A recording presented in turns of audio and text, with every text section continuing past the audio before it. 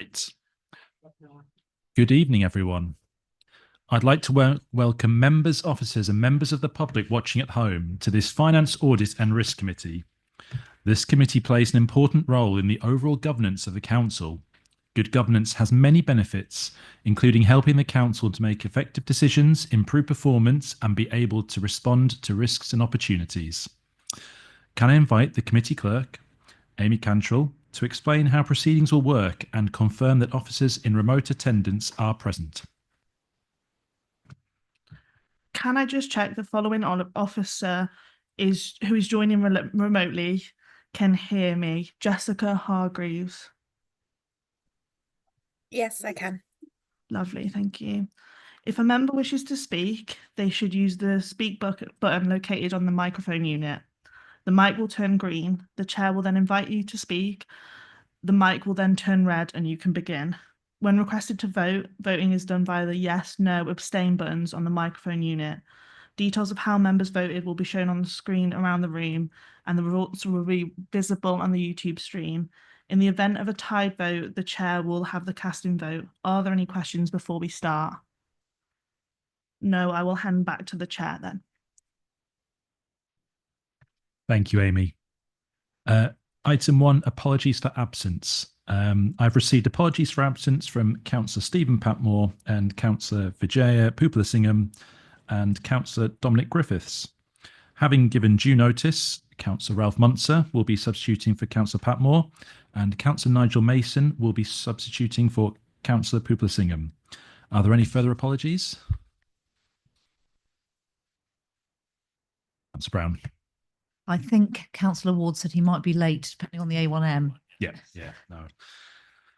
I think he said it shouldn't be too long, should he? So that'll be fine. Great. Item 2, minutes, 8th of January 2025. I would like to propose that we take as read and approve as a true record the minutes of the meeting held on the 8th of January 2025. Can I please have a seconder? Thank you, Councillor Muntzer. Are there any comments on the minutes at all? If not, then could we please go to the vote?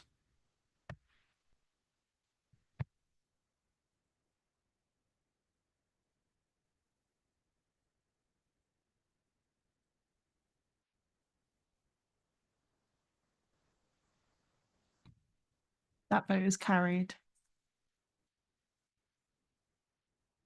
Thank you very much.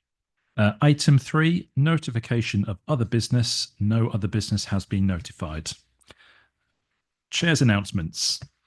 In accordance with council policy, this meeting is being recorded and the recording will be available to view on ModGov or via the NHDC YouTube channel. Members are reminded to make declarations of interest before an item. The detailed reminder about this and speaking rights is set out under Chair's announcements on the agenda. For the purposes of clarification, 4.8.23a of the Constitution does not apply to this meeting. Therefore, a member may leave the room during the debate and consideration of that item and be able to vote. However, please be mindful of the business on the agenda and wherever possible, please leave at an appropriate point in the proceedings.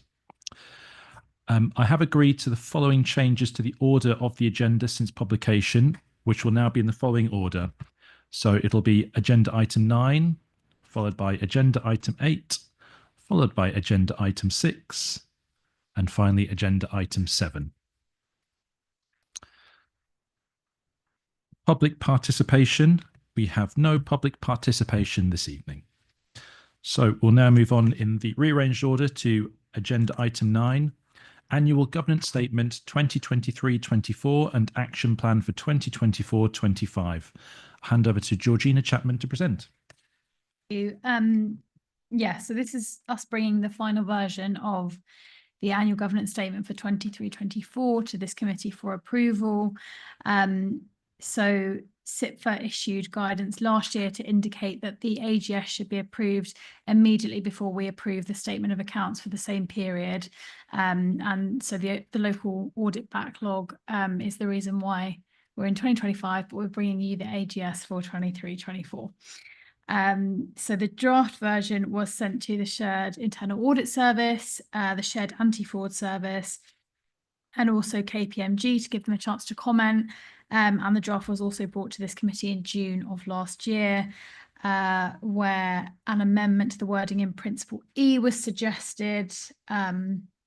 I think it was just that Principle E went into kind of unnecessarily minute detail. And the chair also asked in June for further detail on the ICO case that is referenced in the statement, which we provided via email offline. So I can provide more information on that if anyone wants that in a bit. So just to reiterate that this is a review of our governance arrangements, and it was undertaken against the Sit for Solace framework, which involves reviewing the arrangements against a number of principles. No significant governance issues were identified in the review. And just to say that we're also bringing an update on the action plan for 24-25, which is the action plan that goes with the 23-24 AGS. And the action plan identifies actions to improve governance. So I can whip through a couple of those. So we had actions around monitoring and evaluating the success of the member induction programme from 2024. And the update for that is that Democratic Services met with group leaders. Feedback was generally positive, with a few points to consider for future inductions. They also had generally positive feedback from the online survey of members. And they're taking the feedback on board during their organisation of the Development Week, which is going to be held in May of this year. There was an action around officer uptake of essential training modules. So that is monitored by HR and leadership periodically. And the only essential module which had less a completion rate of less than 75% was the fraud prevention module. So as of December, that fraud prevention module hadn't been rolled out to the new system, but that's due to happen really soon. So that will allow for more chasing to occur and hopefully boost that completion rate. We have an action around developing oversight of cybersecurity risks, and there's an update on there about the Cyber Resilience Board, which has been formed last year and which is now meeting. An action around developing the budget hub, which is now available for residents, and there's also a timeline on it laying out the budget consultation launch in 2025. There's the action around the corporate peer challenge, and the update for that is to say that the action plan is being worked on and will go to cabinet in March. There's various actions around social value, and the gist is that we're collecting information where it's available, and that there is a regular item for the contracts and procurement group to improve the awareness of the kind of things that social value can deliver. Reporting on social value, that also remains in progress, delayed by work to implement the Procurement Act 2023. And then the last action we had on this action plan was around reviewing organisational structure, and the update on that is that the proposals are out for consultation until Friday. They've been open for consultation since the 6th, and then they'll be considered when that closes, and that will inform the proposal that's put before full council. So those were the updates. I think that's all I have to say, unless anybody wants to know about what the ICO case was all about. But yeah, I'll hand over to you for questions. Thank you very much, Georgina. Are there any questions from the committee?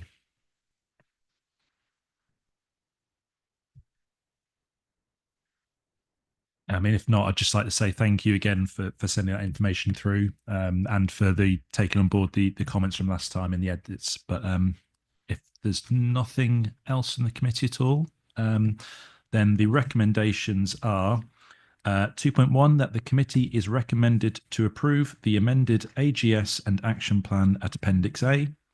2.2, that the committee notes the current position of the actions within the AGS action plan outlined at Appendix B. Can I please have a proposer?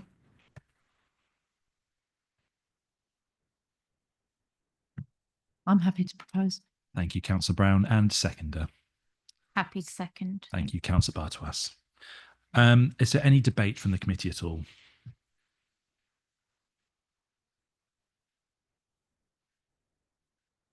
Doesn't seem to be any. In which case, could we please move to the vote?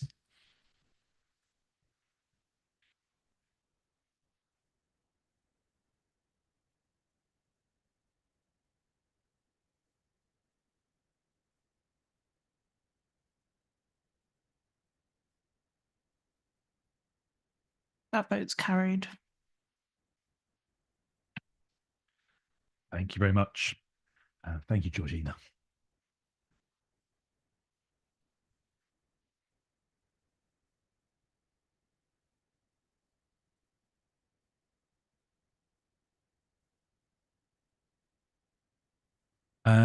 So now on to item 8. It's the Statement of Accounts 2023-24.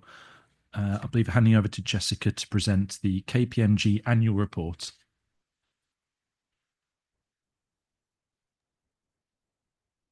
Thank you, Chair.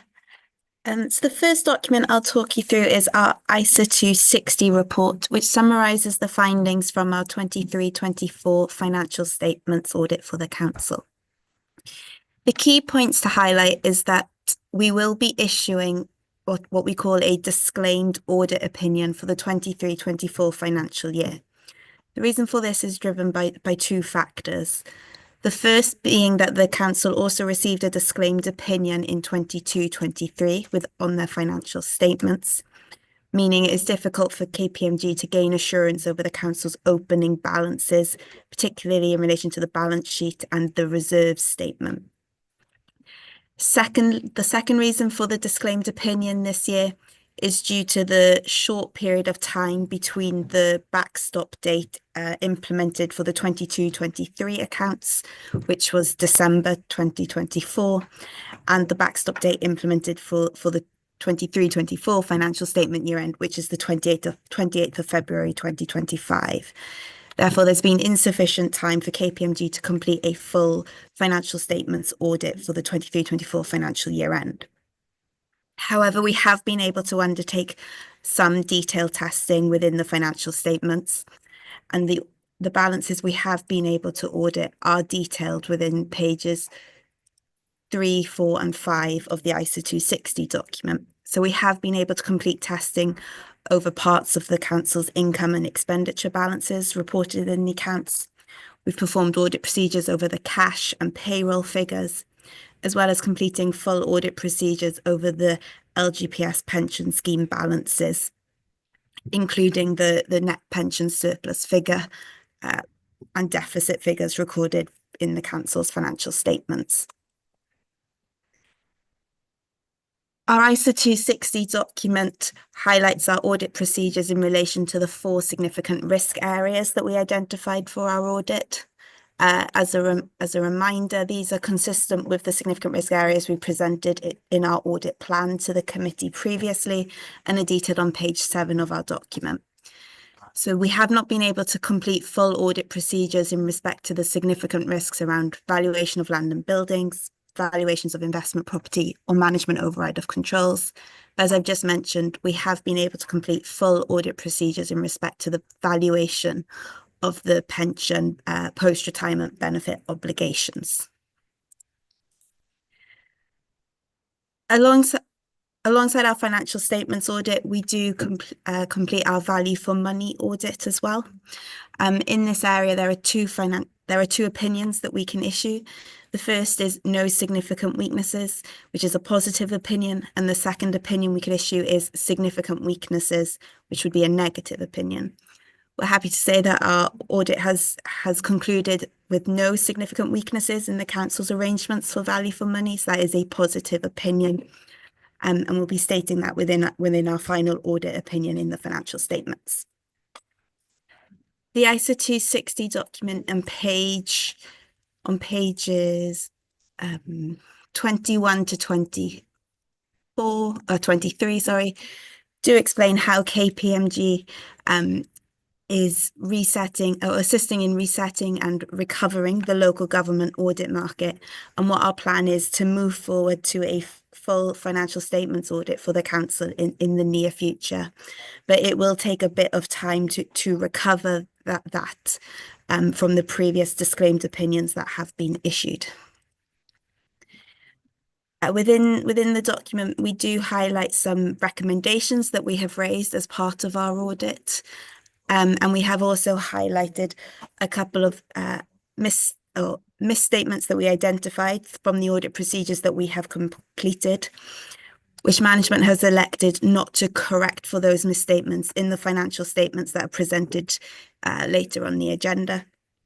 Now, we're content with management not correcting those misstatements as we consider them to be immaterial to the overall financial position. And in truth, due to the nature of both of them, the misstatements, they would have no impact on the final reported position for the council for the 23-24 financial year. So those are the key points I wanted to pull out in our ISA 260 document. Perhaps if I pause there to see if there's any questions before I move on to the second report. Thank you. Are there any questions up to this point at all from any members? Councillor Ward.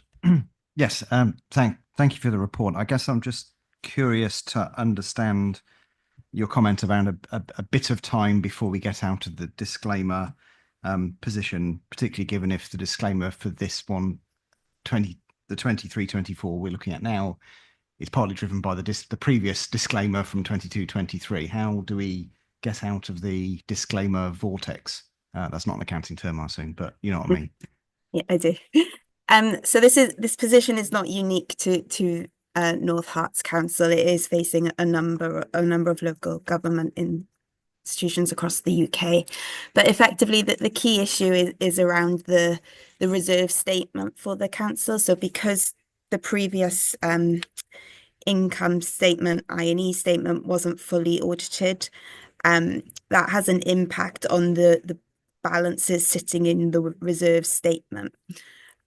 Now we have a plan in place and we're working closely with the PSAA and the Financial Reporting Council on this, around how we gain a bit more assurance each year to the point where that the amount of the reserve statements that we haven't been able to test becomes immaterial and therefore has no significant impact on our audit opinion.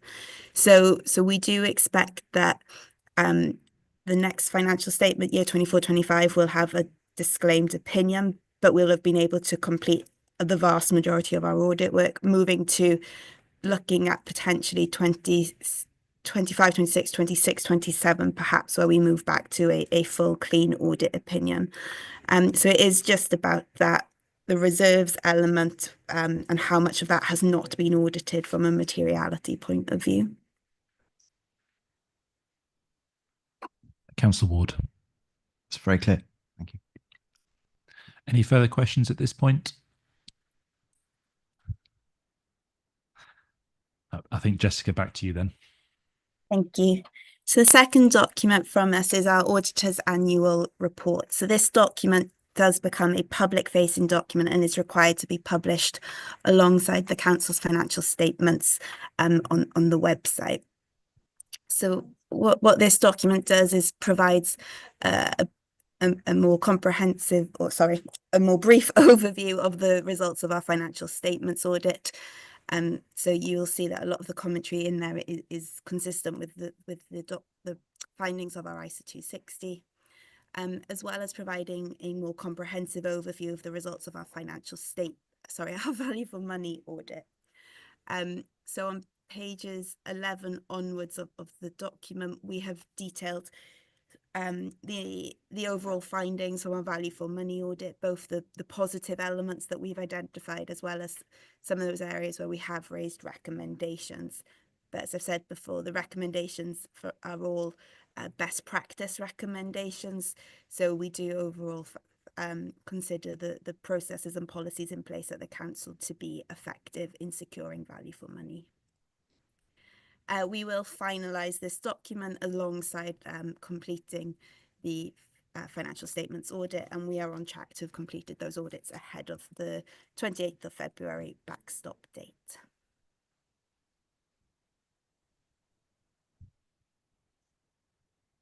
Great. Thank you much, Jessica.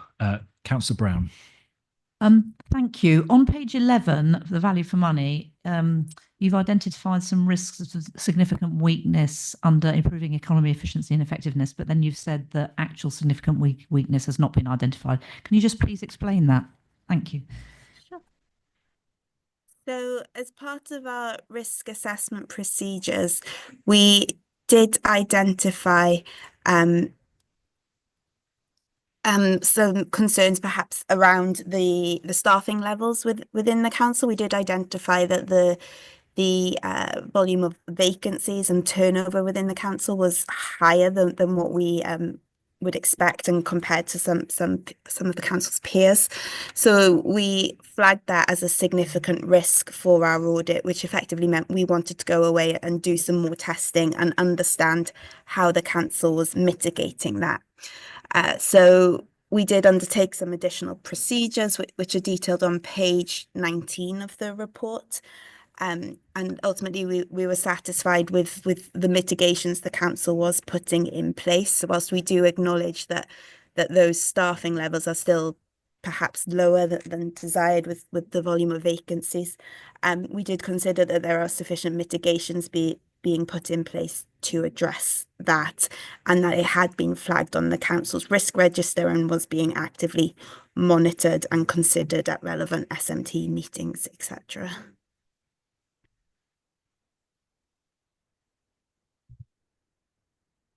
Are there any further questions from the committee?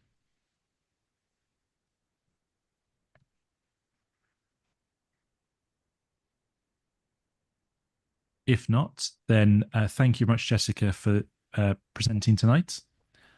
No problem. Thank you. And I'll now hand over to Ian Cooper to present the rest of the statement of accounts. Thank you, Chair. I will start off by picking out some of the points raised by Jessica in her presentation and our response to them as a council. Obviously, Jessica mentioned the fact that there were some errors that we hadn't corrected. As has been stated, they're non-material errors. We would usually correct non-material errors, but these all relate to pension assumptions and the pension report we get from our actuary. The time and expense of correcting those in terms of going back to our actuary and getting the debate around whether they should correct them, I feel is not worth it. And therefore, as they're non-material, that's why I'm suggesting we do not correct those errors. We will talk to the county council and the actuary in advance of the 24-25 accounts and the reports we get in relation to those to try and head these issues off at the pass in making sure that the estimates they use are correct, which is one of the issues that was raised, and also the issue around the time horizon used between the triennial valuations that take place, and whether that kind of is a countdown from the 20 or resets 20 every year, which is what the actuary at the county council assume, and the KPMG one assumes a different place. So we'll see if we can head those off in advance of the 24-25 accounts. It could come down to disagreement between actuaries, and we may be positioned again this time we do this again, but let's see what we can do in relation to that. But that's the reason for not correcting those. The other thing Jessica highlighted was the kind of 4 recommendations they made around our control deficiencies. This is something different to what we used to get from the Ernst & Young reports on value for money. They didn't have these recommendations. They're obviously helpful to have recommendations as much as you sort of value internal audit. They give us recommendations of things to improve. Now getting from external as well, which is great. Happy to kind of respond to those. So in relation to the late submission of the draft accounts, I want to give assurance committee that will not happen again.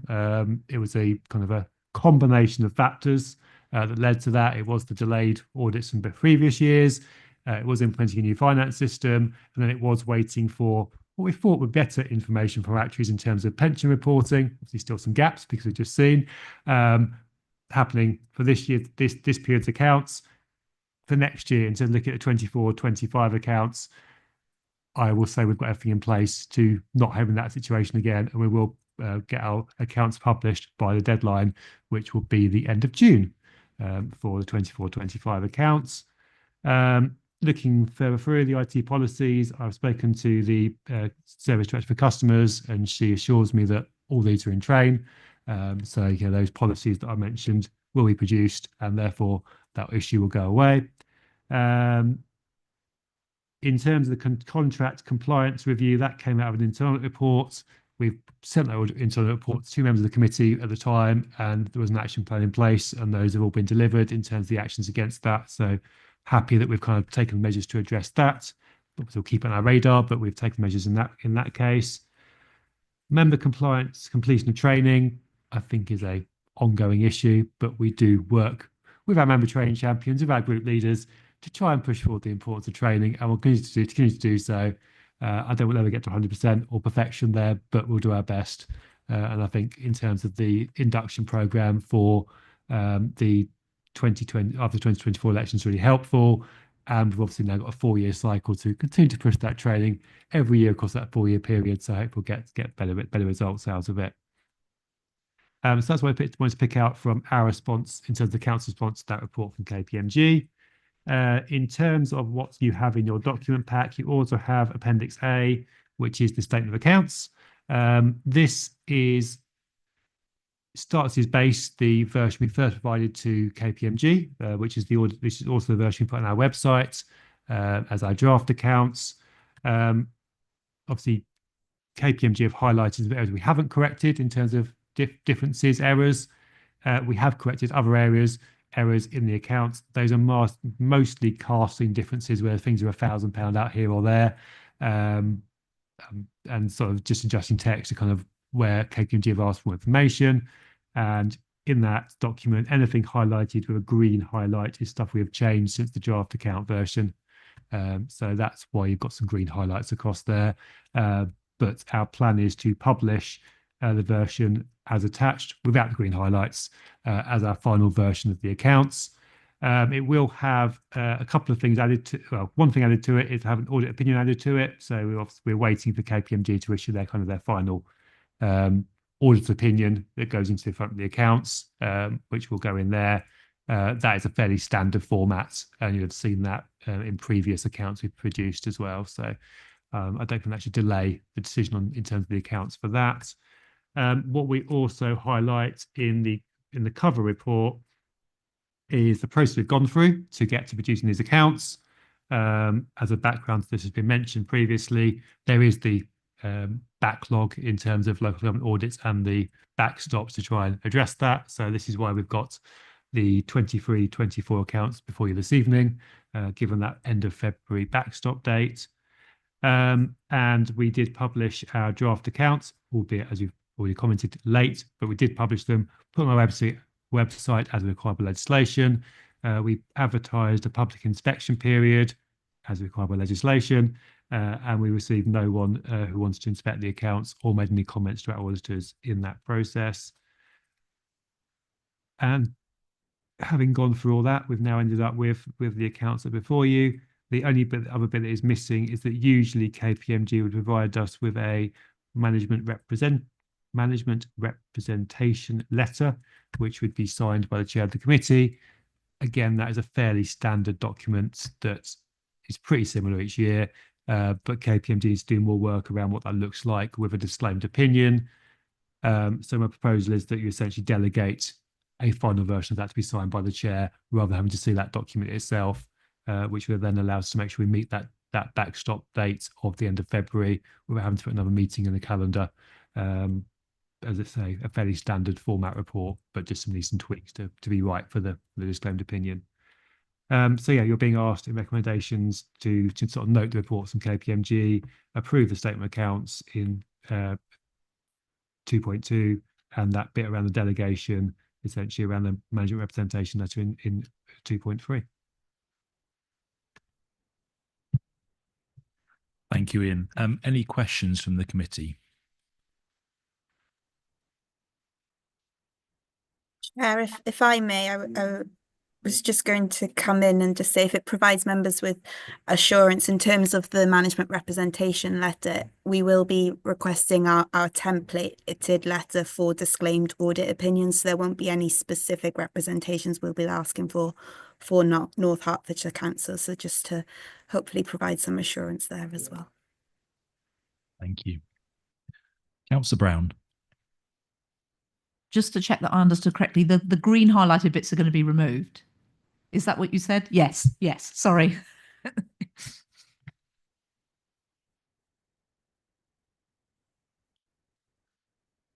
Councillor Ward.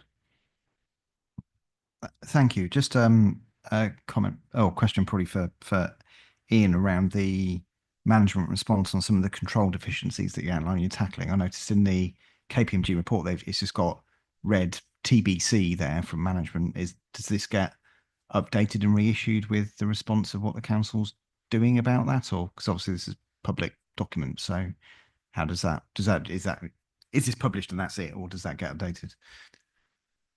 I will defer to Jessica because it's the first I've been for this process.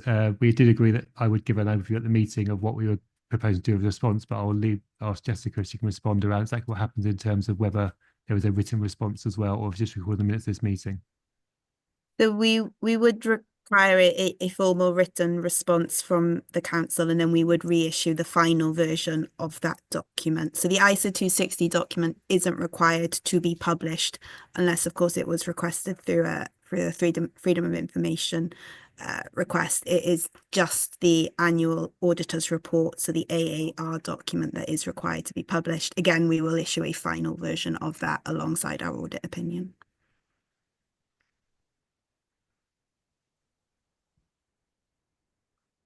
Anything further from the committee at all? If not, the recommendations are 2.1, that the committee note the KPMG annual report as attached at Appendix B and the KPMG year-end report to the Finance, Audit and Risk Committee at Appendix C. 2.2, that the committee approve the 2023-24 Statement of Accounts as attached at Appendix A, with the auditor's report to be added, and that they can be signed by the chair. 2.3, that the committee approve the signing of a management representation by the chair of the committee. This will be a standard format and is in the process of being finalised by KPMG. Could I please have a proposer?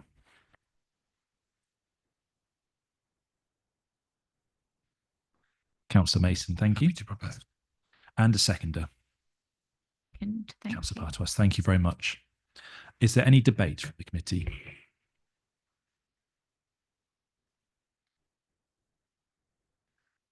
If not, could we please move to the vote?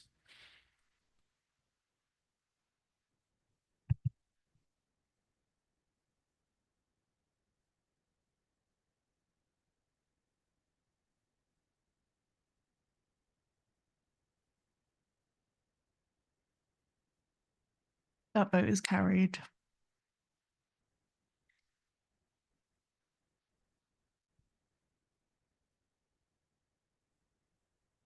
Thank you. We'll now move. Oh, thank you very much, Jessica, for presenting tonight. We'll now move on to item 6, the SIAS Progress Report 2024-25. Hand over to Chris Wood to present. Thank you, Chair. I'd lost track of the running order, so I wasn't actually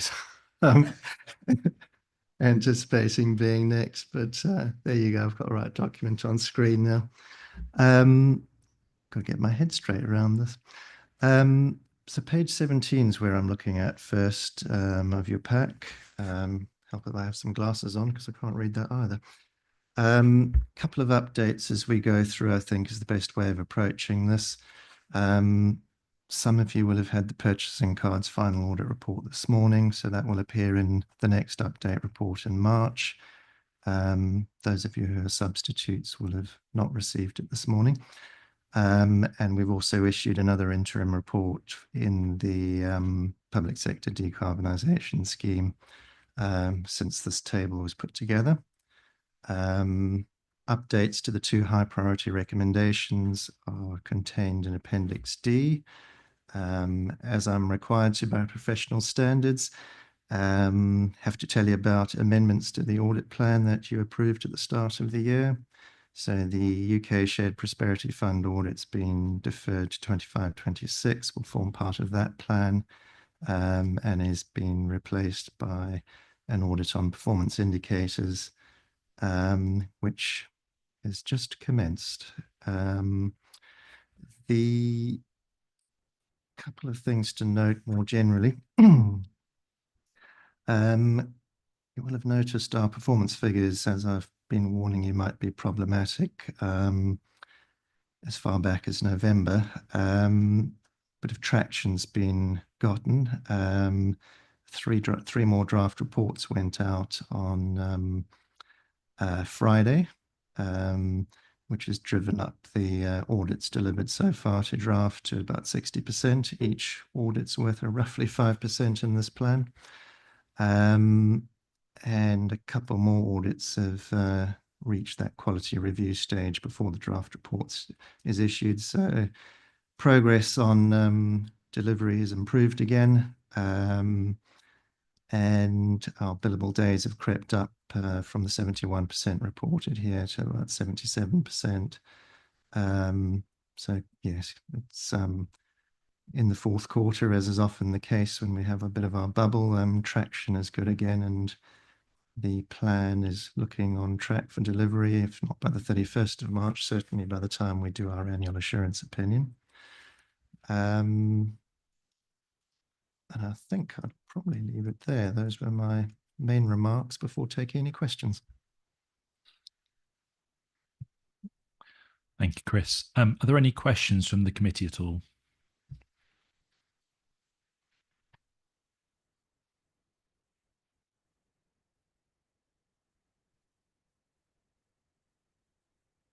John Cannon. Thank you. Just on page 17, the description of the rent review records and so on. I just wondered if that's going to have any significant impact on the council's finances with an ability to improve rent collections and so on. Please.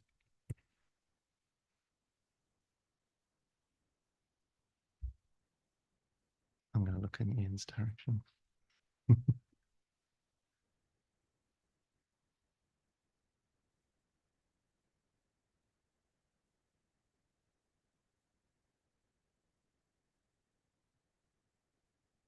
I will take that away. I think it's more of a control measure, but obviously we will look to see if it does kind of help with getting some of the rent reviews to take place, which will help because obviously they do generally go upwards in terms of rent reviews. So I think yes, but I will get a better answer for you and make sure we get that for a later meeting.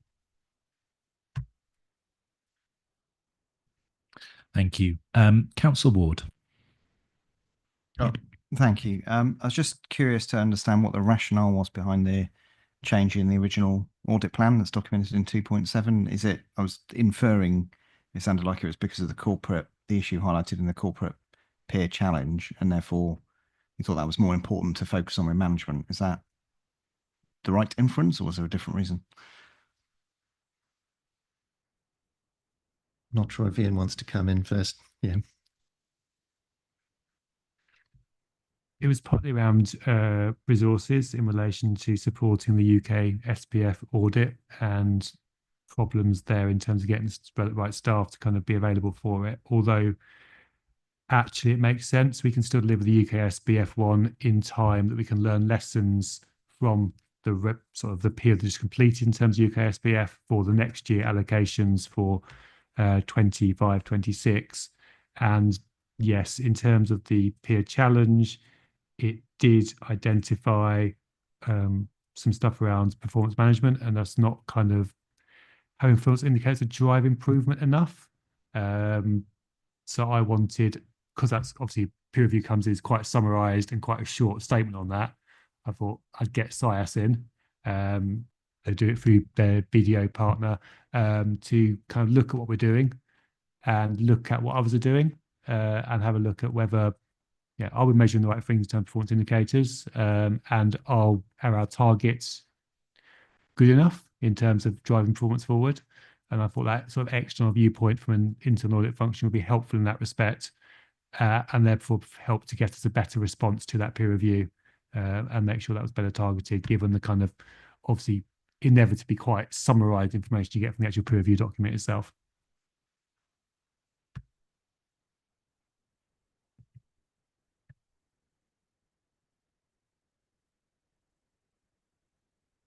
If there are no further questions from the committee, then the recommendations are To note the SIAS progress report for the period to 17th of January 2025. To note the implementation status of the reported high priority recommendations. And to note the plan amendment to the 2024-25 annual audit plan. Could I please have a proposer?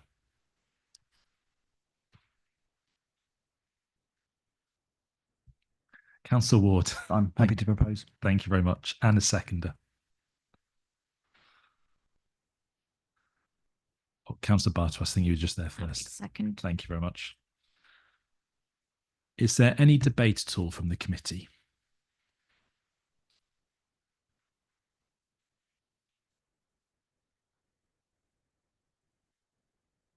If not, then can we please move to the vote?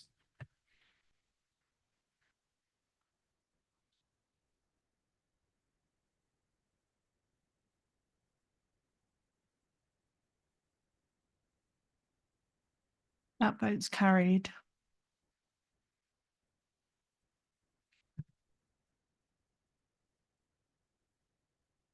Thank you very much. Thank you, Chris, for your presentation tonight. We'll now move on to item 7, which is the budget 2025-26 revenue budget and investment strategy. Councillor Ward. Thank you, Chair. I'll try and get this right. So I wish to declare an interest in item 7, specifically on recommendation 2.8 regarding the investment strategy by nature of my employment. And I would request that I can recuse myself from debate and voting on that specific recommendation, but be allowed to participate in the other recommendations. Thank you, Councillor Ward. Yes, so tonight what we'll do is take recommendations 2.1 to 2.7 and 2.9 in the associate reports to start with, and then we'll take 2.8 separately to allow you to take part in the rest of the items. So we'll now hand over to Ian Cooper to present reports on the recommendations 2.1 to 2.7 and 2.9. Thank you, Chair. I'm going to start off by just reminding you of your role as this committee. You are a governance committee, so you're looking at the process we are going through here and the controls that are in place. If you want to debate the individual items in terms of savings and investments, etc., please save that for the end of February. So yes, looking at process, and that is what I'll be focusing on in terms of the presentation of this report. Just a couple of changes to start off with. So since this report is published, we have now received the final outcome of settlement that was received on Monday, which confirms the amount that we will receive from government for the national insurance employer contribution changes. It was less than that our costs will be, but that was to be expected given the overall pot that was available. And the other change is that the last meeting of this committee, you said it'd be helpful for both Cabinet and Council to have an additional document in relation to the investments around whether they relate to statutory services and what the implications of not doing the investment was. So we have done that for the Cabinet version. That took a bit of time to do, so I didn't have time to publish it for this version of the report. But if you look at the Cabinet version of the report, Appendix G of that report provides that information for Cabinet and then Council to consider, so that they're fully aware of that when they are considering the detail of the proposals that are put forward in the budget. So I'll go now, jump back to the report, and I'll kind of go through in some kind of order in terms of how it's presented. I will obviously skip the stuff in relation to investment strategy in relation to that because of the interest of just been declared. What, for those of you who have been around for previous budgets, will note is that this is now combining both the revenue and capital and treasury into one report. In previous years, they have been separated. The reasons for combining them is because in case there were proposals at Council to add any new capital items, as an example, they now have much greater impacts on the revenue budget because we are moving to a position where we would need to borrow for capital investment, and interest rates are high as well. So both of those factors will play into that. So, and it is fairly common practice in other authorities to combine them into one big report. So that's why I've moved to that position for this report. So in terms of process, which was what I said I would come to, and I will now come to it. So this all kicked off with the medium-term finance strategy, which is approved by council at the end of September. That then is used as the basis for thinking about proposals moving into setting the budget for the following year. That starts off with work between officers and executive members, looking at where we can make savings, reductions in revenue spend, or increases in income, and where we need investments, i.e. increases in revenue spend, or reductions in income, and also the capital budget as well, and looking at any new capital projects or changes to existing capital projects. That then comes to the budget workshops, which is that informal meetings we have both with the administration and the opposition groups at the beginning of November, which is a chance to ask questions on those, and if any groups wanted to provide comments back to cabinet on the proposals that have been put forward. In section 5, that kind of highlights that bit of consultation. We are also required under legislation to consult with business ratepayers. Today we have put that on our website, and I will now in the morning email out to relevant business groups, the BIDS, Chamber of Commerce, to highlight that that is there on our website, and give them a chance to feed back to me in advance of the council meeting at the end of February. To be honest, I'm not expecting any consultation feedback, but it is there. It is there as an opportunity for them to come to us. We used to, a long time ago, have kind of in-person meetings with those people that wanted to, but they dwindled because actually no one was very interested. So I think it's important. We do have that there. We do it on the website. We do reach out, but that is the most effective way of doing that, and it has started for this coming year. So moving forward into paragraph section 8, that then sets out the outputs from the budget workshop and that meeting of cabinet, which then considered those and the reasons for those investments, and also the savings that were considered and the feedback that was considered at those budget workshops. And then as you move through into kind of paragraph 8.4, the things that have changed since then, and it explains there. Obviously, they fall outside of the budget workshop process, but explains why they've kind of featured in the budget and why they're there. We then go into, starting in paragraph 8.5, looking at our funding and what we now know is our funding for next year. In terms of the position in that, the main increase in that is coming from the extended producer responsibility payments, which are guaranteed for next year. And that is providing us with some growth in our budget. Otherwise, it would be net zero growth, both sort of in cash terms, which means a decline in real terms. But that extra 1.435 million is providing something of some increase for the coming year. We then look at, or try to look at, what does that mean for future years? And it is very much an estimate at this stage. We know that for 26-27, we will have a 3-year settlement, and that provides us with that then certainty over funding for that 3-year period. But until we get to that, until that's kind of gone through the required process to get to there, we are still kind of, I guess, gazing into a crystal ball as to what that might mean, and taking a middle case assumption what that means. If you look at appendix, let's get my appendix little number, appendix D, which is my section 25 report, which is something I'm required to provide as your chief finance officer. That looks at the assumptions that are in the budget, and as has been the case for many years now, a key part of that is looking at, well, actually, what if funding is slightly different to what we're assuming? What does that mean? And it looks at both positive upside and downside scenarios in that, and says that, well, knowing what we know, the case we've got here is a reasonable one, in my view. But if it was the worst case or the better case, it doesn't fundamentally change what the message of the report is saying.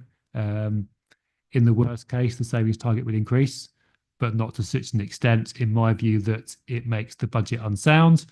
And equally in the best case, or the better case, where we get more funding, it's still saying that we'll need to make savings in terms of our future budget projections, and therefore we need to think about that in terms of setting both this year's budget and then how we address that funding gap in future years.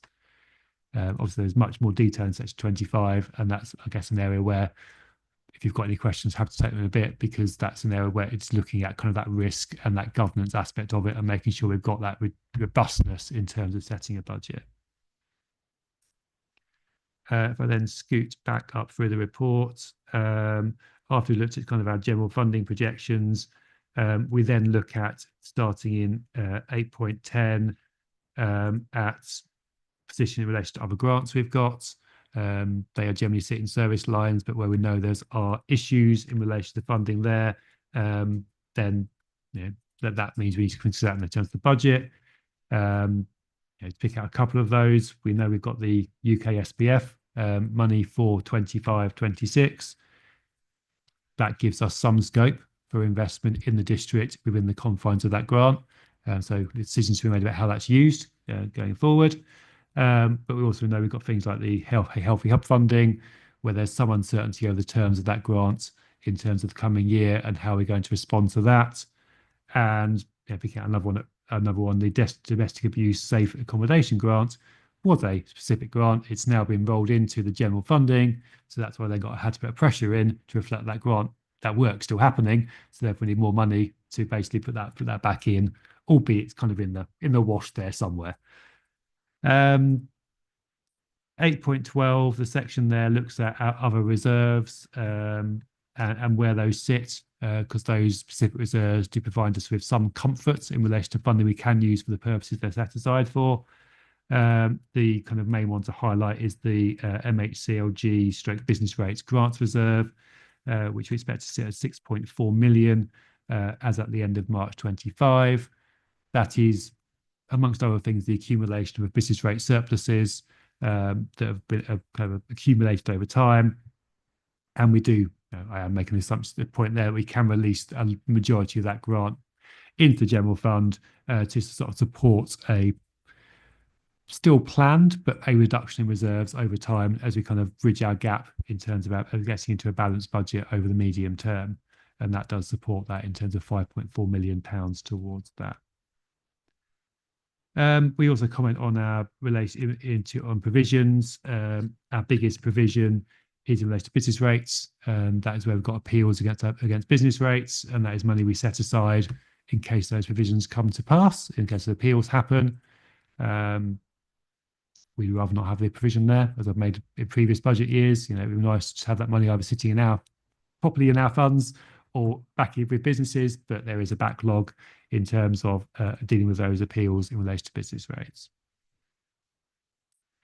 We then look at something I'm required to do, which is to look at what do I recommend our minimum general fund balance should be, and that we've now got kind of a fairly established process for that in terms of what the components of that are. It takes a proportion of our net spend, but it also looks at income as well, and then also looks at specific things that may happen during the year that have financial risks, and then comes up with a cumulative amount of 2.6 million as my recommended general fund balance. The key message there is we're way above that in terms of our general fund balance, so there's no concerns there. If we were close to that, then that's where you kind of have concerns about, are we setting a robust budget, and is there enough leeway in there to achieve that? I mean, at the moment, there's not an issue there, and even with our planned use of reserves over the medium term, as it stands, we're still not close then to the minimum balance. But it's something you've got to bear in mind. And in future years, if we are doing more bigger, riskier projects, as an example, I might increase my recommendation, because the more risk you take on, the more your minimum general fund balance should be, because there's more that could go wrong in those numbers. Paragraph 8.21, that section there talks about the capital programme and the revenue effect of capital. So if you have capital spend, it has an impact on the revenue budget in terms of interest costs, either lost interest from our investments or external payments of interest, and also minimum revenue provision. So it's important we kind of factor into that when we're looking at capital spend, that it does have a revenue impact. I will gloss over table 6 in there because that relates back to the investment strategy, so we'll come to that later. And I will also gloss over paragraph 8.28 and come to that later as well. 8.29 through to 8.35 talks about some principles we've got to agree in terms of our treasury management processes. That's sort of separate from the investment strategy, albeit linked, and they're detailed there around how we deal with our investments and the processes there. And then the conclusion is paragraph 8.37 to 8.41 and supported by appendix, reference, I think it's appendix E, but I'll just double check, get the right reference for you. It is appendix E. So the budget summary sets out our conclusions on expected funding, conclusions on our expected spend over that 5-year period, and then sets the savings target across that period. In the version you've got, that is showing a profile of savings to be delivered of 500,000 in 26-27, a further £1 million in 27-28, a further 700,000 in 28-29, and then £700,000 in 29-30. With the business, with the sort of with the announcement from government over the funding for national insurance, that £700,000 last year becomes 600. They come down a little bit. The reason for the profile of that savings is, is what the numbers imply is probably needed to set a balanced budget and kind of maintain our general fund reserves. But it also reflects, in my mind, the need to have time to identify the savings needs to be delivered, and that should take place during 25, during the current calendar year. But then gives time to deliver those savings, because some will be more tricky to deliver than others. They'll need some time to kind of implement them. So therefore, having that time to, in terms of the forecast, to get that in place is quite important. That's the summary of what the kind of report is going through into the process. There's huge amounts of detail in there. So if you've got any questions, happy to try and answer them. Thank you, Ian. Questions to the committee. Councillor Ralph Munter. Thank you. I do have a few, but could I just ask, with respect to the local government finance settlement that was announced either, was it yesterday or today, how does that benefit us as a council? Is it a net benefit to us?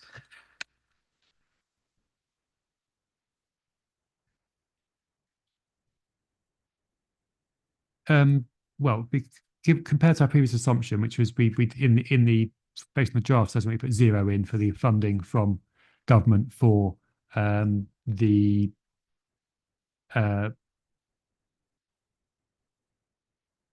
national insurance increase in rates. Compared to that, it's a benefit because we now know what the number is, and it's more than 0. So in that respect, yeah, it is a benefit. The cost of that national insurance is higher than that. So I guess, but then that was always expected, that the pot was not big enough for all the authorities and all the demands in terms of that additional cost.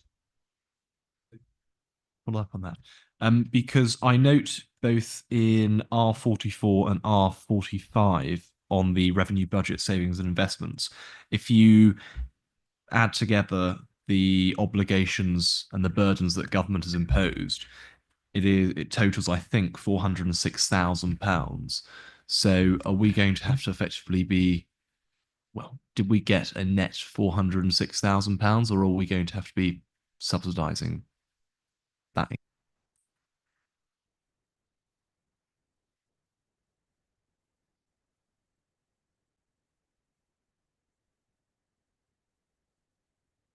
So, I mean, R44, yes, is the cost in terms of our expenditure from national insurance increases at 370. The amount we received was my number 155, I think. But I'll get the right number in a minute. In terms of additional funding we got for it. So yeah, the additional funding was less than what the cost is going to be to us. You referenced another line as well in terms of that report. Was that R40?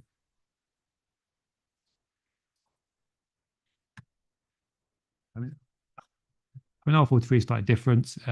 We knew in terms of draft settlement that was being rolled into the funding.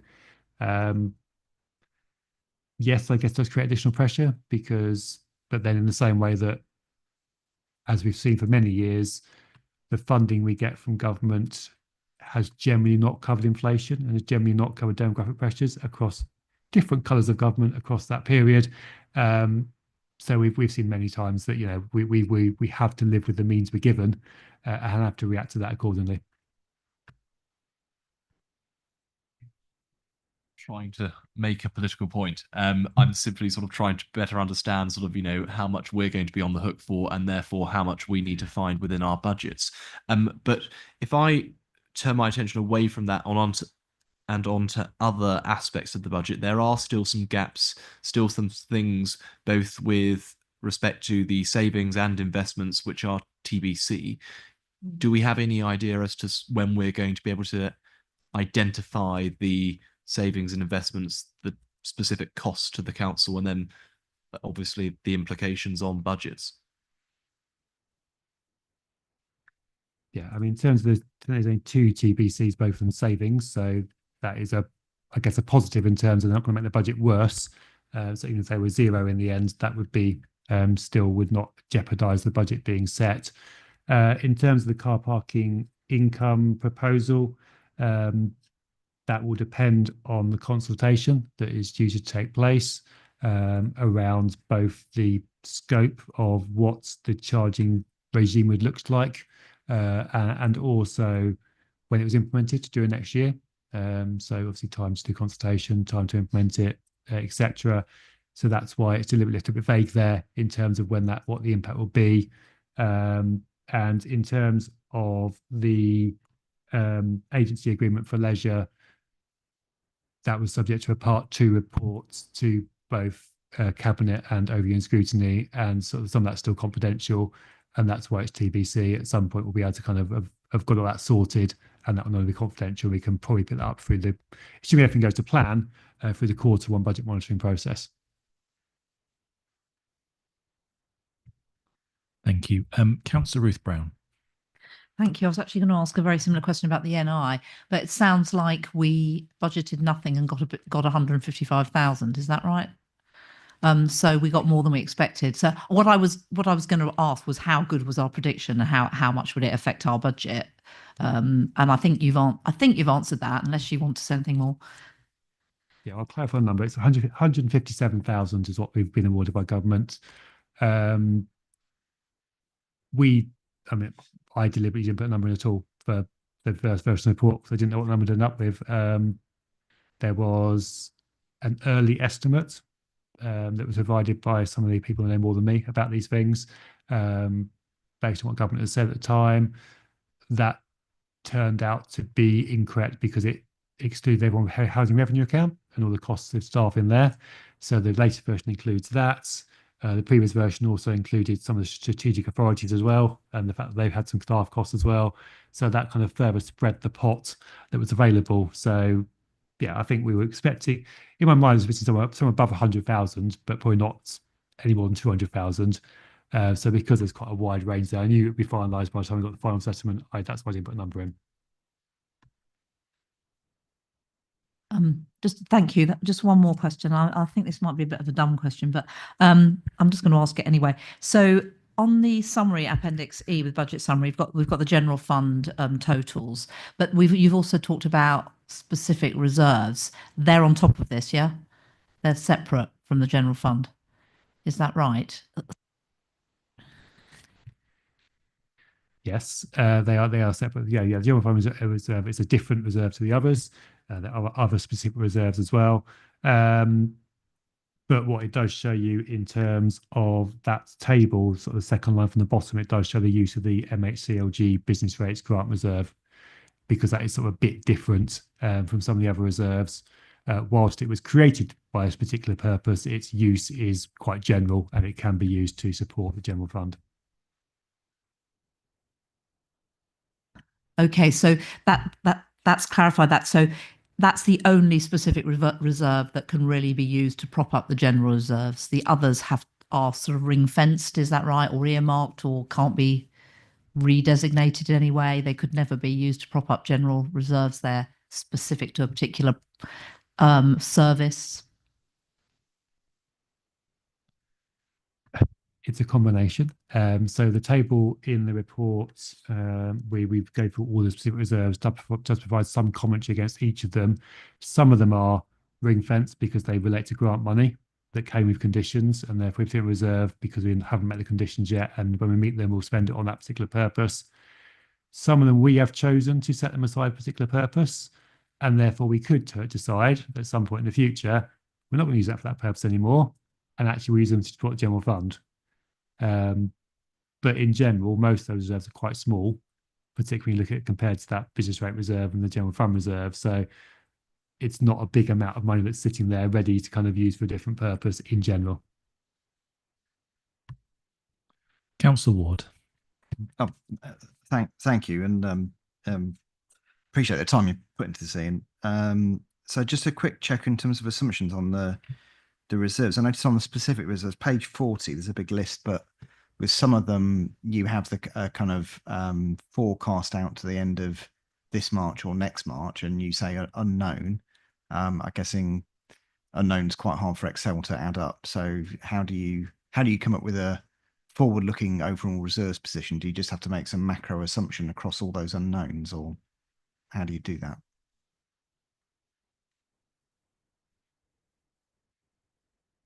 So the only place we use this number going forward is in the investment strategy, where we're looking at our available cash.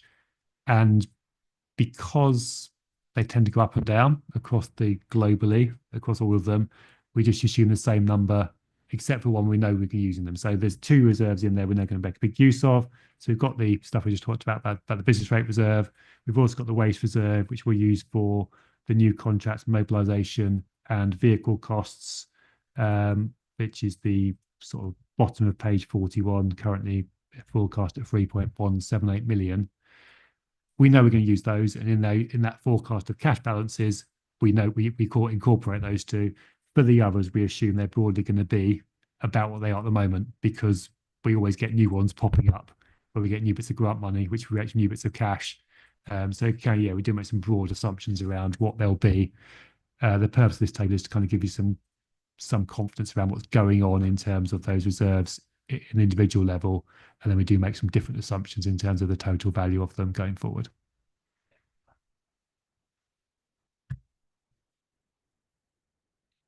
Yeah, thank you. Yeah, I guess I was thinking, so that's on the specifics. Just on the overall, your commentary around in the section 25 report, I think probably for councillors page 71 at the bottom, the conclusion sums it up very well in terms of what we need to look at around savings and the timing of those, which is obviously, given what you said, around at least 1 million, but in the range of 2.5 to 3.5 million is quite considerable. In terms of the nature of when we would need those, obviously take your comments around the level of reserves, which is on Appendix E, page 73, into account. Is it a sort of fair assessment to say right now the use of reserves we've got planned for the next year, so 25-26, is pretty baked in, because there's not much we can do about that now, because other than knee-jerk stuff nobody would want to do, but really we'd be targeting savings that we'd hope could kick in 26, 27 and 27, 28 that could start to look at that. Obviously there's a big, it's that 2.1 and 1.4 shortfalls then, to try and start to address that going forward. Is that the sort of you're thinking around the timing of what we could look at if we can come up with some measures? Yeah, I mean, in terms of next year, we've obviously got those two TBCs we talked about already, which will be, if they go ahead, additional savings against the numbers that are in there, because TBC counts as 0 in Excel. So that they're currently counted as 0. So if they go ahead, they could be a contribution towards those future savings targets, because they're not in the numbers as it stands. But then, looking forward on Appendix E, we've got that £500,000 assumption in 26-27. So that's the target for that year. And then a further £1 million 27-28, but that's for delivery. Identification should come sooner, so that's why during 2025 we need to start work on what are those savings going to be, how we can deliver them, and I guess also important that that's a net target. So if there's more pressures in terms of additional staff requirements or additional things coming that we need to deliver, either through choice or because it's mandated upon us, that will add to those numbers as well. So therefore, the actual reductions get bigger. Obviously, we had quite a lot of investment in terms of staffing, in terms of the numbers put in front of you, in terms of the investment. So hopefully, not too many more kind of additional costs are going to come through in later years, but you never know. So it's a case of looking at the big picture on both sides of the equation. Probably, thank you. It's more, I guess, a comment, not for this meeting, but obviously for Cabinet and Council when it comes up. I guess anything we want to do in terms of changing what's proposed in terms of the spending plan then over the next few years, we're really going to either have to fundamentally make more use of the reserves, albeit we're at a comfortable level, or increase the savings plans that are on that TBC line at the bottom. There's kind of no, if you want to do more, you've got no easy choices, right? I mean, that's just what we're facing into. Right, so.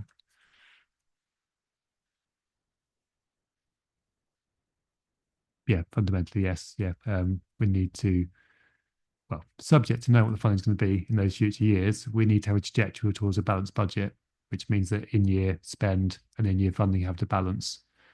We've got some cushion there as we've sort of set out to allow us time to get there, but the equation has to balance at some point.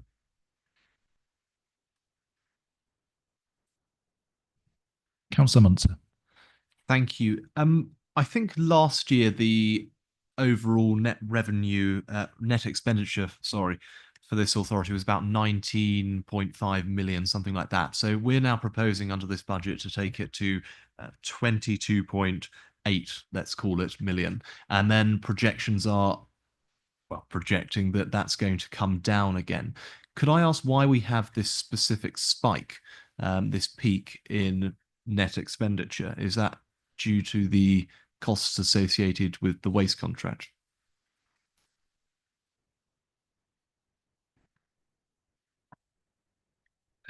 No, we have quite frequently budget carry forwards, which was identified during the year, and they get reported to Cabinet across the quarterly monitoring reports, and that tends to cause spikes in the budgets for those years. We do have situations where we have carry forwards, so they get carried forward for a few years because of capacity, as one example of not being able to deliver certain projects. And that can then cause a ripple of spikes in forecast spend. So that's one element of it. And then the rest of it will be explained by the profile of the proposals in Appendix B. So in some cases, you've got budget pressures in there that are either for 1 year or a few years and not ongoing.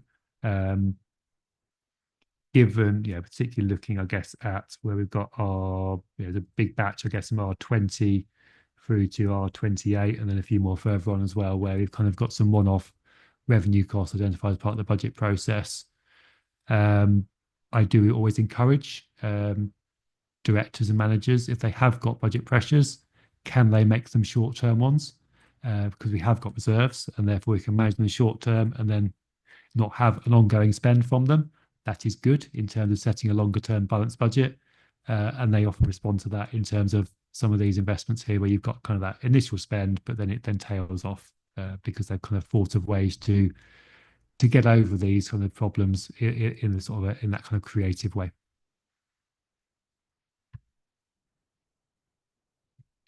Any further questions? John Cannon. Just returning to page 40 and the specific reserves, just to understand it a little better, please.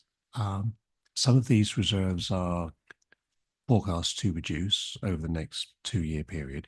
The ones that caught my eye are the Churchgate one, the welfare reform and homelessness grants. And I was curious whether this just signals that there are projects which are coming to an end, or whether it's indicative of a reducing service over the longer term. So my question really is this pure project funding, or is it also connected to ongoing spend for core services? Please. So the Churchgate one is project funding. It is getting to a position whereby we have a plan in terms of the Churchgate redevelopments. At the moment, that is revenue spend because we have not got a defined project yet, and therefore the money is coming from, it's come from a couple of sort of areas of additional grant funding, but primarily comes from the surplus income we are generating from the site itself, above and beyond the income we've always generated from the site, from the head lease we had, from the lease, and also from the additional capital costs from purchasing the kind of the freehold interest in the site.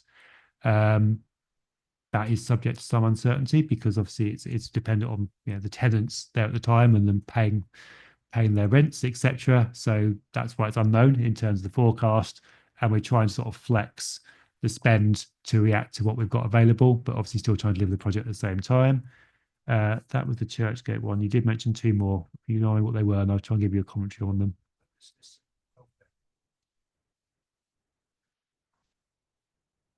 It's about 5 rows down from the Churchgate item. The welfare one is at the bottom of page 41.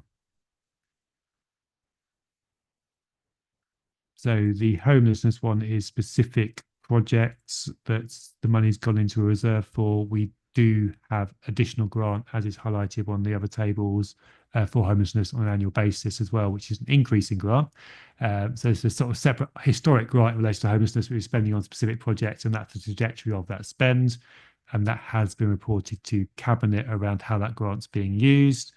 And in terms of the welfare reform grants, that again is an accumulation of funding we had, mainly arising out of COVID-19 and the period then, and another planned use of that reserve over time, to kind of make a difference and make things better, but not ongoing spend, trying to use it to kind of deliver outcomes while we've got the grants, but not actual service spend.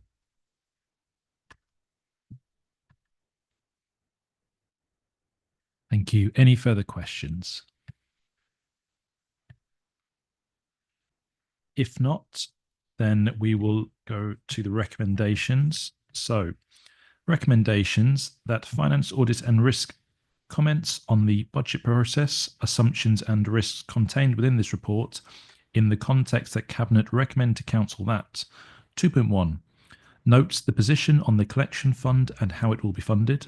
2.2 notes the position relating to the general fund balance and that due to the risks identified, a minimum balance of £2.6 million is recommended. 2.3 notes the net revenue savings that are likely to be required in future years, combined with the Chief Financial Officer's Section 25 report, Appendix D, which provides a commentary on the risks and reliability of estimates contained in the budget. 2.4 approves the revenue savings and investments as detailed in Appendix B. 2.5 approves the capital programme as detailed in Appendix C. 2.6 approves a net expenditure budget of £22.792 million as detailed in Appendix E. 2.7 approves a council tax increase of 2.99%, which is in line with the provisions in the medium-term financial strategy. 2.9 approves the adoption of the 4 clauses in relation to the Code of Practice on Treasury Management as detailed in paragraphs 8.32 to 8.35. Could I please have a proposer?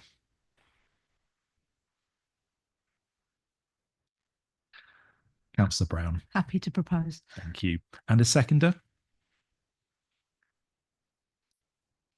Councillor Willoughby. Happy to second. Thank you very much. Is there any debate from the committee? Councillor Munster. Thank you for providing Appendix G. It's very useful and hopefully it will help both Cabinet and Council as when we debate the budget.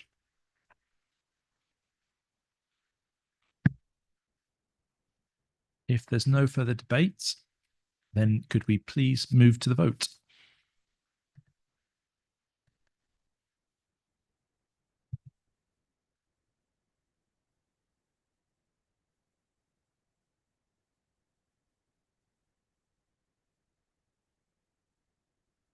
That vote's carried. Thank you very much. So now I will hand back to Ian Cooper to present the report for relating to recommendation 2.8. Thank you, Chair. So if you're looking at that appendix, which is the investment strategy, and the report itself, the document itself does provide a brief overview about what it contains. So if you look at page 76 of that report, it kind of goes through in order what the report is trying to do, and the contents are set out by SIPFA as what we should cover in the investment strategy report. So that is the reason for its structure as it is. It sort of goes through various things, and I'll also pick out some of the highlights. What it is trying to get to is to look at what money we have available for investment. And it does that by looking at what is your capital spend, because that is usually the big areas of money you are spending as a council. And then combine that with revenue forecast to give you cash balances, and then looking at how those cash balances compare to what you need and how much you're available for investments. So it goes through that, and then it looks at what is your strategy for investing that cash. Now, the focus is on security, liquidity, and yield.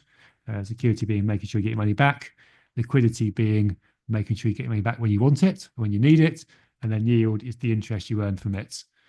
So prudence says you prioritize security and liquidity, but it's always nice to get some interest as well at the back of it. So let's look at the yield as well to make sure we're getting some returns from that cash that we've got, particularly as we are, relatively speaking, in a period of still high interest rates compared to the sort of very low interest rates we had for a few years. So the proposals in here are, and they're set out on page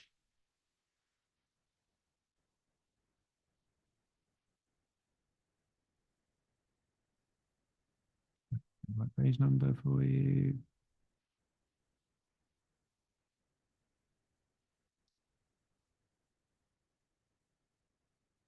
Page 101 onwards, set out where we invest our surplus cash, and it sets out a kind of range of options for that. And then page 102, the table 17, sets out some of the limits that we set for individual investments. Now, in a position whereby we should be seeing quite a significant decrease in our cash balances during the year, that's because we're moving to a position whereby we will be internally funding our borrowing for our capital programme, and we've got quite a big capital programme during the next year. It's a combination of new capital schemes and also the slippage on the capital programme that we've seen in previous reports on the Q2 investment strategy. So with that in mind, we need a strategy that sets out sensible limits for the start of the year and for the end of the year. We don't want to have such small limits at the start of the year, we're spreading our investments too thin, but we don't want to have such big limits at the end of the year when we've got much lower balances, if forecasts come to pass, whereby we've got too much in any one place. So that's what we're trying to get the balance of with this strategy. And hopefully we've got it about right, but yeah, I'll describe what we've got to. So in that table, if you look at, for example, UK local authorities, we don't set the limit in terms of total local authorities because they're quite low risk. Just a sort of a smidgen step down probably from government in terms of our assessment of risk. But we do set a limit in terms of how much of each individual local authority. So proposal here is that whereas before we were looking at a maximum of 15% of any one local authority, reduce that down to 10%, which in money terms means going down from 4 million down to 3 million with any one local authority. And then throughout it, we've also got other limits in terms of, total amount with banks, total amount of banking groups, total amount of building societies. So all these kind of limits are slightly lower than previous years. In reality, we're probably looking at, as we are at the moment, quite a lot of investments being with other local authorities in terms of yield compared to risk. That is the best place for our money at the moment, and that is probably going to continue during the next year, but it might change a bit. We will then have probably some money in banks. Historically, that's been in sort of a few banks, not a wide range. And we do have a policy now where we do invest overseas, albeit in UK sterling denominated. But non-UK banks are on our list. In reality, that usually means ANZ Bank, Australia New Zealand Bank, who have the best combination of a positive country rating, a positive bank rating, and providing a yield which is commensurate with everyone else in the market.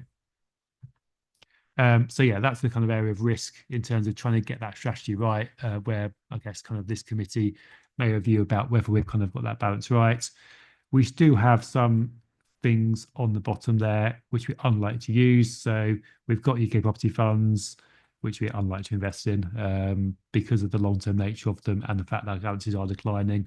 Probably isn't worth it in terms of the risk reward there. And we rarely use any more money market funds, ultra short dated bond funds, or multi-asset funds. But they're on there in case you want to use them, but the chance I probably won't use them during the year. We do note in the report that because the limits are changing from this year into next year, there will be some situations at the start of the year where existing investments which will be above the limit because they're done on the current strategy, and we don't stop all our investments to the 31st of March. We do note that, but that will sort of treat that as not as a still in adherence with the strategy itself, not a breach of the strategy, but obviously won't place any new investments after the 1st of April that would go above those limits. But we do have to consider the fact we're working on the current strategy at the moment, and the investments will go on for a period. And we do set limits around those longer term investments of more than a year. Very rarely we use more than one year investments, but we do set a limit because we don't want to be overexposed on an ongoing basis in terms of our investments. Also contained the report is various risks on our current loans, both in terms of historic debt we have, which is not economic to repay, and also loans we have for kind of non-treasury purposes, which is set out in table 16 of the report, and the position on those. But again, the report, lots of detail, but happy to answer any questions the committee have. Thank you. Any questions at all? I did have one actually relating to the investments in local authorities.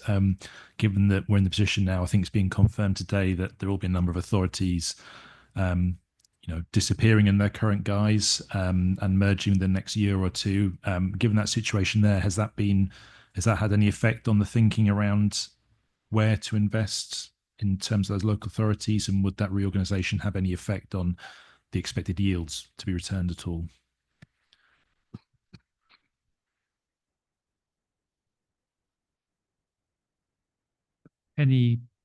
Firstly, any transfer from an existing local authority to a new local authority would mean that any debts would transfer with it. And note that there is some commentary around some authorities looking to remove debts that they have at the moment, but those debts will go somewhere. They will not fall on any of the authorities that are investing in those councils. So I don't think itself that places any concern risk there. We do tend to try not to invest with those other local authorities that are on the riskier end of the spectrum in terms of their debt. So we tend to avoid those ones in our investments.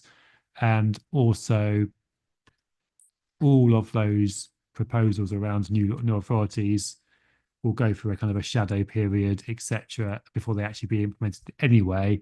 And therefore, if we're looking at generally investments of a year or less, they will be beyond that time horizon anyway. So in terms of yield, and will that affect it? That is an interesting question. I don't know. Probably not, because I think there's enough demand in the market for cash for investment purposes from other local authorities that they will pay the going rates. The bigger issue will be, what does the Bank of England base rate do, and how rates react to that, because that affects the DMO rate, and therefore they in turn affects the local authority rate that people are prepared to pay. So that's probably the bigger factors in terms of what rates might do in the medium term. And obviously in the report, we have our forecast from our Treasury advisors, and we do refresh every quarter in terms of our quarterly monitoring around what our revised forecast is, which is affected by both our balances we actually invest and also what the interest rates are doing at the time. Thank you very much. Councillor Munster. Thank you. And could I first of all just start off with the prerequisite? Please accept my apologies for my ignorance on this. But when we are investing in banks, in building societies, etc., are we effectively moving our capital to them and relying on them then to invest it in, listed companies, private equity, that sort of thing? Or are we going to be looking potentially at investing ourselves into certain markets?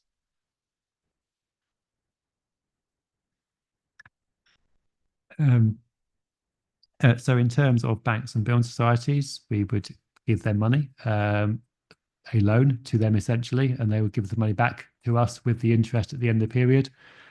What they do with it in the meantime is up to them, and they may invest it wherever they see fit.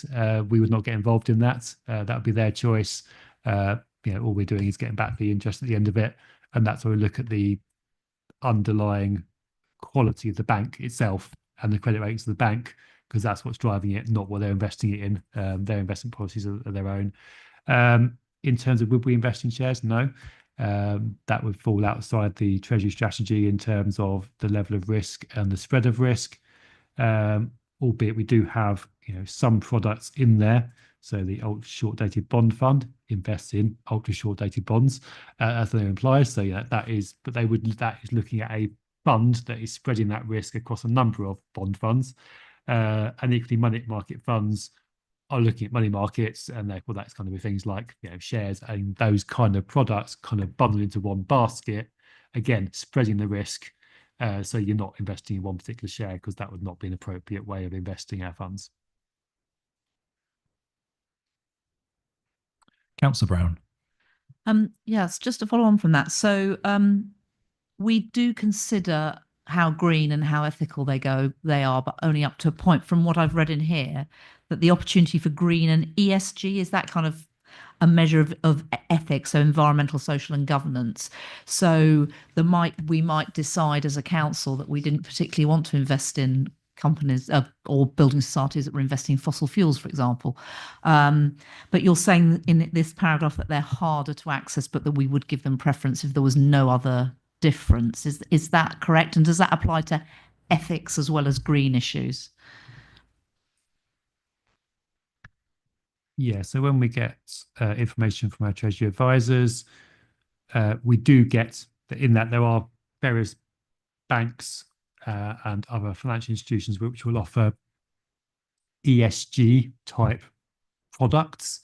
But generally we found that they are products that are focused on much larger investments.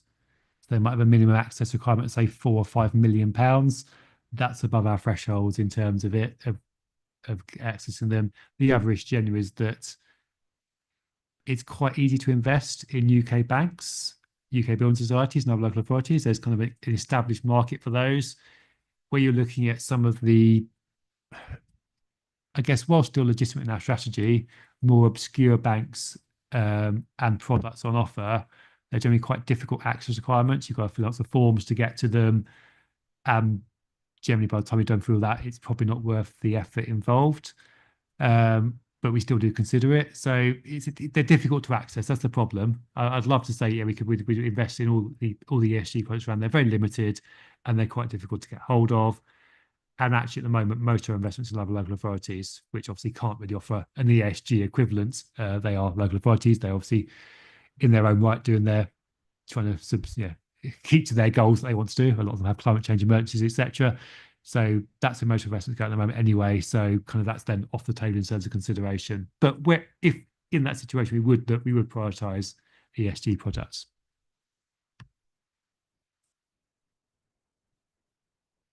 Any further questions? Councillor Munster. You may have said this, Ian, so apologies if you're repeating yourself. But with respect to the investments as outlined on table 17, what is the annual revenue benefit to the council? income wise.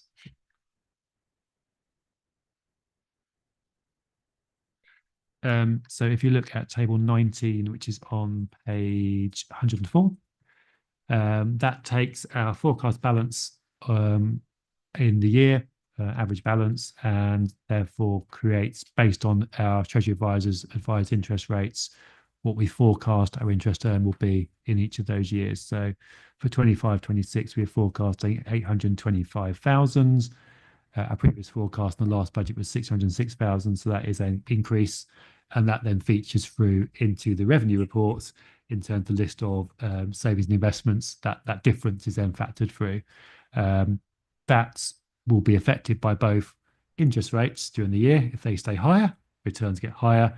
If our cash balances are higher because we spend money more slowly, or particularly in the capital program, then that will also increase what our investment returns will be, and that's why we do the quarterly monitoring.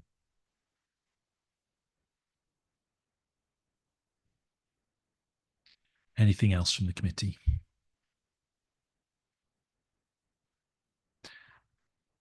If not, the recommendation that finance, audit and risk comments on the budget process, assumptions and risks contained within this report in the context that Cabinet recommend to Council 2.8, the approval of the investment strategy as detailed in Appendix F.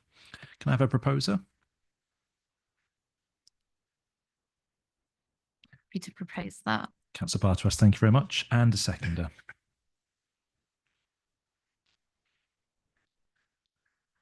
I'll second it. Thank you, Councillor Brown. Any debates from the committee?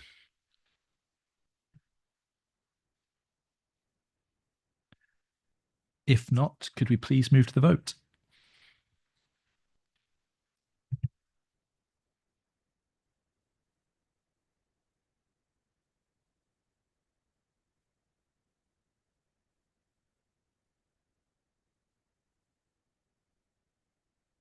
That's carried.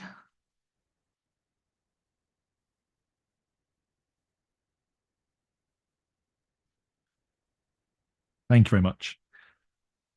So move on to the final item, item 10, which is possible agenda items for future meetings.